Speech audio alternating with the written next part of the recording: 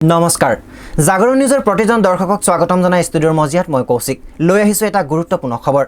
ৰাজ্যত পুনৰ গা কৰি উঠিছে কা বিৰোধী আন্দোলনে ৰাজ্যৰ বিভিন্ন প্ৰান্তত বিভিন্ন দল সংগঠনে গ্ৰহণ কৰিছে প্ৰতিবাদী কাৰ্যসূচী সমান্তৰালকৈ কা বাতিলৰ দাবীৰে আজি কা বিৰোধী সমন্বয় সমিতিয়ে প্ৰদৰ্শন কৰে বিক্ষোভ কাৰ্যসূচী বিভিন্ন দাবীৰে চৰকাৰক কৰিলে সমালোচনা এই সন্দৰ্ভত জাগৰণ নিউজৰ এক বিশেষ প্ৰতিবেদন কা বিৰোধী স্লোগানত আকৌ উত্তাল হল গুৱাহাটী ক্লাব আনি মানুহৰ মাজত ভাগ ভাগ কৰা বন্ধ কৰক আনি সাম্প্ৰদায়িক ৰাজনীতি দিয়া নচলিব ইনকলাব জিন্দাবাদ বিভিন্ন দল সংগঠনৰ ঐক্য মঞ্চৰে গঠিত কা বিৰোধী সমন্বয় সমিতিয়ে কেইবাটাও দাবী পূৰণৰ অৰ্থে প্ৰতিবাদ সাব্যস্ত কৰে কা বাতিল তথা এনআৰসি প্ৰকাশৰ প্ৰক্ৰিয়া অনতিপলমে সম্পূৰ্ণ কৰাৰ বাবে আহ্বান জনায় এই প্ৰতিবাদৰ জৰিয়তে লগতে সাম্প্ৰদায়িক ৰাজনীতিৰ অভিযোগ তুলি ইয়াৰ তীব্ৰ বিৰোধিতা কৰিছে আনহাতে কা আন্দোলনৰ অজুহাতত যিসকল ব্যক্তিক চৰকাৰে কাৰাবন্দী কৰি ৰাখিছে তেওঁলোকৰ মুক্তি প্ৰসংগ উত্থাপন কৰিছে প্ৰতিবাদকাৰীয়ে কৃষক নেতা অখিল গগৈকে আদি কৰি বহু কা বিৰোধী আন্দোলনকাৰী ব্যক্তিক বন্দী কৰা কাৰ্যক ধিক্কাৰ দিছে এই মঞ্চৰ জৰিয়তে কৰাৰ দাবীত কা বিৰোধী যিসকলক জেলত আবদ্ধ কৰি ৰাখিছে চৰকাৰে সেইসকলৰ মুক্তিৰ দাবীত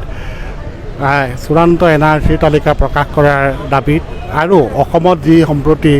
সাম্প্ৰদায়িক ৰাজনীতি আৰম্ভ হৈছে তাক বন্ধ কৰাৰ দাবীত প্ৰতিবাদী কাৰ্যসূচী পালন কৰিছোঁ কাখন সম্পৰ্কে নতুনকৈ ক'ব লগা একো কথা নাই এইখন কেৱল অসমতেই নহয় সমগ্ৰ ভাৰতজুৰি বিশ্বজুৰি ইয়াৰ বিৰুদ্ধে প্ৰতিবাদ আৰম্ভ হৈছে এইখন অগণতান্ত্ৰিক সাম্প্ৰদায়িক আৰু এইখন যদি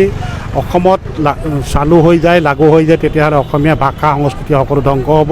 আমি এইটো হ'বলৈ দিব নোৱাৰোঁ আমি প্ৰতিবাদ কৰি যাম আৰু লগতে 2021 নিৰ্বাচনত ইয়াৰ প্ৰভাৱ যাতে বিধানসভা নিৰ্বাচনত পৰে তাৰ কাৰণে আমি লক্ষ্য ৰাখি ব্যাপক হাৰত কা বিৰোধী আন্দোলন সংগঠিত কৰাৰ কাৰণে সিদ্ধান্ত গ্ৰহণ কৰিছোঁ লগতে এতিয়া শাসকীয় দলটোৱে 5 বছৰে শুই থাকি এতিয়া যি মোগল আৰু মোগল বিৰোধী সংস্কৃতি আৰম্ভ কৰিছে তাক আমি গৰিহণা দিছোঁ উল্লেখযোগ্য যে কা আন্দোলনৰ গইনালৈ একাংশ শিল্পী তথা ব্যক্তিয়ে নিজৰ ৰাজনৈতিক স্বাৰ্থ পূৰণ কৰিলে বহুতে বিভিন্ন ৰাজনৈতিক দলত পৰৱৰ্তী সময়ত যোগদান কৰা পৰিলক্ষিত হ'ল চাওক আমি ছাত্ৰ সমাজে কৈছোঁ যে আমি ছাত্ৰ কেতিয়াও আমি ৰাজনীতিত আমি অংশগ্ৰহণ কৰিব নোৱাৰোঁ যিখিনি আমি পঢ়ি আছোঁ কিন্তু ছাত্ৰসকল কেতিয়াও অৰাজনৈতিক নহয় তেওঁলোকে সদায় ৰাজনৈতিক কথাত মাত মাতি আহিছে গতিকে তেওঁলোকে যিয়ে আমাৰ অসমৰ কথা ক'ব যিয়ে আমাৰ ছাত্ৰ ছাত্ৰীৰ কথা ক'ব আমি তেওঁলোকৰ লগত থিয় হ'ম কিন্তু আমি এটা কথা কৈছোঁ যে যিসমূহ আমি আন্দোলন কৰিছিলোঁ যেনেদৰে আমি ৰাজপথত উত্তাল কৰিছিলোঁ ৰাজপথত আমাৰ আন্দোলন হৈছিলে শদিয়াৰ পৰা ধুবুৰীলৈ সেই আন্দোলনসমূহক যিদৰে বিপথে পৰিচালিত কৰা হ'ল আমি সেইকাৰণে বাৰম্বাৰ কৈছোঁ যদি আপোনালোকে আমাক প্ৰমাণ দিব লাগিব যে সেই আন্দোলন বিপথে পৰিচালনা কৰা হোৱা নাই যদিহে এই যিসমূহ ৰাজনৈতিক দল হ'ল সেইখিনি যদি একলগ হৈ নিৰ্বাচনত যদি অৱতীৰ্ণ নহয় তেতিয়াহ'লে আমি ভাবোঁ যে বিজেপি চৰকাৰৰ প্ৰতিহত কৰিবৰ কাৰণে যথেষ্ট আমাৰ শক্তি নোহোৱা হ'ব গতিকে সকলো একত্ৰিত হৈ সকলো একেলগে হৈ নিৰ্বাচনত অৱতীৰ্ণ হ'ব লাগিব অথচ আমি ভাবিবলৈ বাধ্য হ'ম যে আপোনালোকে নিজৰ ৰাজনৈতিক স্বাৰ্থৰ বাবে আপোনালোকে নিজে বিধায়ক মন্ত্ৰী MLA হ'ম বুলি সমগ্ৰ কা আন্দোলনক বিপথে পৰিচালিত কৰিছে গতিকে আপোনালোকে সেই কথাখিনি যাতে অসমৰ ৰাইজক যাতে আপোনালোকে বিপথে পৰিচালিত নকৰে ভৱিষ্যতলৈ গৈ সকলো একগোট হৈ 2021 চনত নিৰ্বাচনত অৱতীৰ্ণ হ'ব লাগিব আৰু যিয়ে আমাৰ ছাত্ৰৰ কথা শুনিব আমাৰ অসমৰ সমস্যাৰ কথা ক'ব আমি সদায় তেওঁলোকৰ লগত আছোঁ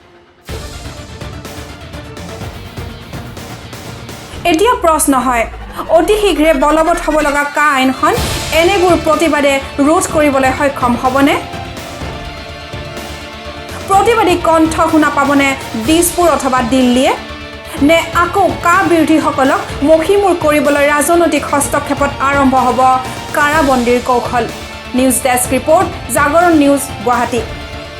এই বাতৰিটো দি মই কৌশিকে বিদায় লৈছোঁ প্ৰতিটো মুহূৰ্তৰ বাতৰি জানিবৰ বাবে চাই থাকিব জাগৰণ নিউজ ধন্যবাদ